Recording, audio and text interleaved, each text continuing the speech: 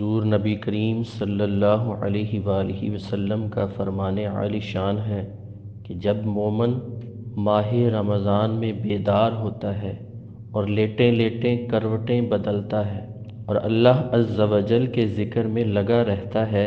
تو اس سے فرشتہ کہتا ہے اٹھ،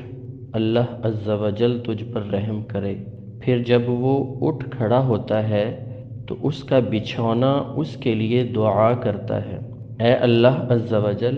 اس کو جنت کے اعلیٰ بچھونے عطا فرما۔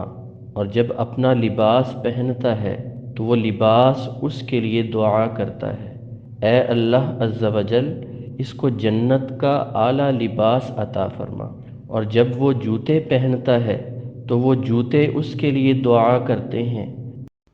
اے اللہ عز و جل اس کو پل صراط پر ثابت قدم رکھنا۔ اور جب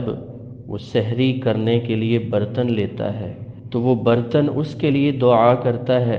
اے اللہ عز و جل اس کو جنت کے برتن عطا فرما۔ اور جب وہ شخص وضو کرتا ہے تو پانی اس کے لیے دعا کرتا ہے، اے اللہ عز و جل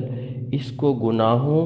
اور خطاؤں سے پاک اور صاف کر دے۔ اور اگر اللہ عز و جل کے سامنے کھڑا ہوتا ہے یعنی نماز پڑھنے لگتا ہے تو اس کے لیے کعبۃ اللہ شریف دعا کرتا ہے، اے اللہ عز و جل اس کی قبر کو منور اور کشادہ کر دے۔ اور اللہ عز و جل اس کی طرف نظر کرم فرماتا ہے، اے میرے بندے آج کے دن اس ماہ مبارک کے اندر تو جو کچھ مانگے گا، تو جو دعائیں مانگے گا میں قبول فرماؤں گا۔